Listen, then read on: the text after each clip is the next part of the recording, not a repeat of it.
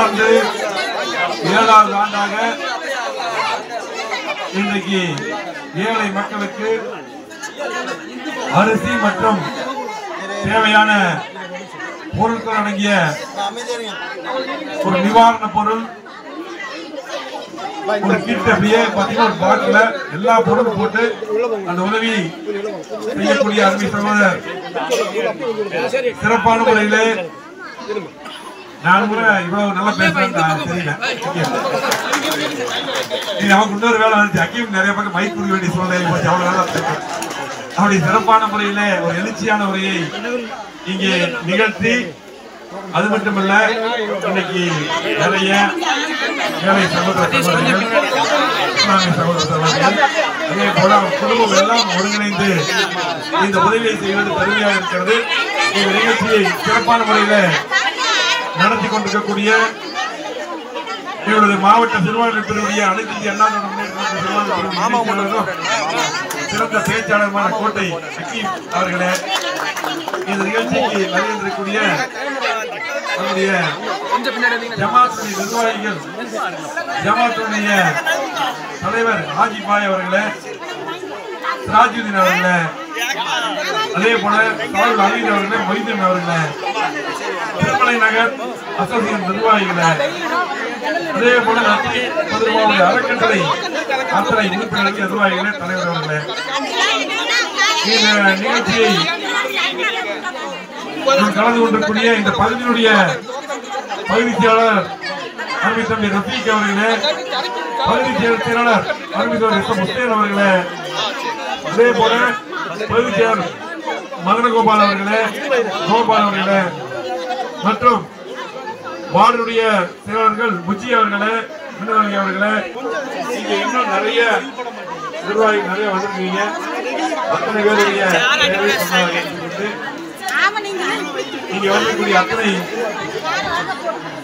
பூ மார்க்கெட்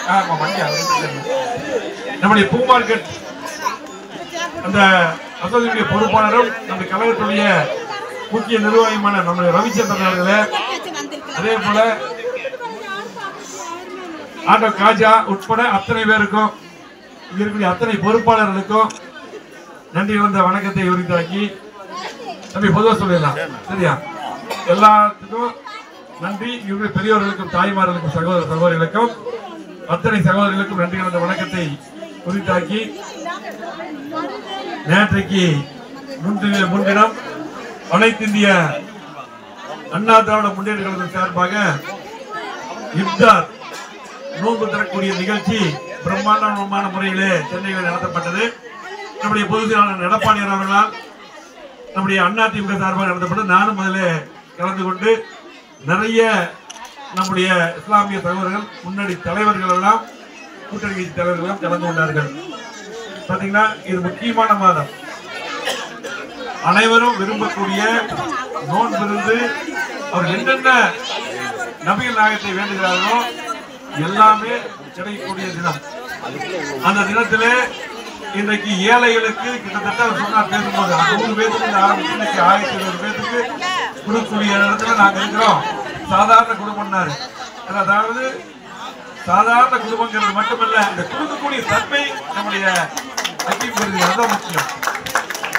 ஒரு சின்ன அவங்க என்ன முடியுமோ அதை கொடுக்குறாங்களோ, கொடுக்கக்கூடிய தன்மை இருந்தாலே, அந்த நல்ல மனது இருந்தாலே அது மிகப்பெரிய விஷயம். அந்த மனது நம்முடைய அக்கீமுக்கு அவர் குடும்பத்துக்கு இருக்குது. அது நம்ம எல்லாரும் சேர்ந்து பாராட்டுறோம்.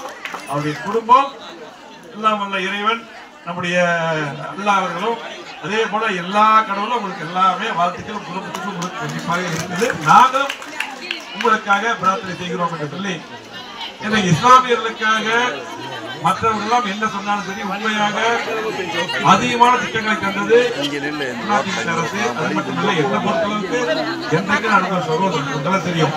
கிட்டத்தட்ட தமிழ்நாட்டிலேயே எங்கே இல்லாத அளவுக்கு கபர்ஸ்தான் கிட்டத்தட்ட மெயின் ரோட்ல கிட்டத்தட்ட 10 கோடி மதிப்பு அந்த கபர்ஸ்தான் அமைச்சு கொடுத்துருக்கோம். அங்கேயே தொழில். அது மட்டுமல்ல உங்களுக்கு எந்த பள்ளிவாசல் கட்டுறதா இருந்தாலும் சரி, எந்த உதவிக்கு வந்தாலும் கண்டிப்பா தெரியும். அதே போல உங்களுக்கு எல்லாம் தெரியும்,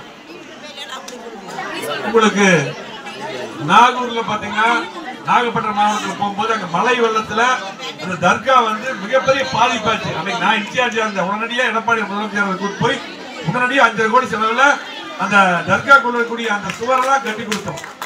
அது தர்காக்குள்ள ஒரு குளம் இருக்கு, அதெல்லாம் இடிஞ்சிருச்சு, அதெல்லாம் பண்ணி கொடுத்தோம். இன்னும் நிறைய சொல்லலாம்.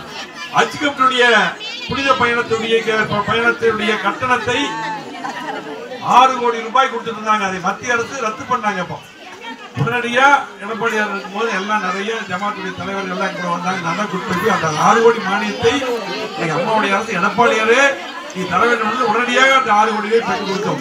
நீங்க சொல்லிட்டே போல அது 10 கோடியாக மாற்ற கோயம்புத்தூர் குறிப்பை எடப்பாடியார் அறிவிச்ச 10 கோடியாக இப்படி நிறைய சொல்லிட்டே இருந்தோம். அதே போல புனித பயணத்துக்கு கட்டணம் தங்க விடுதிக்கு 15 கோடி ரூபாய் வாங்கி கொடுத்தோம் கட்டுறதுக்கு.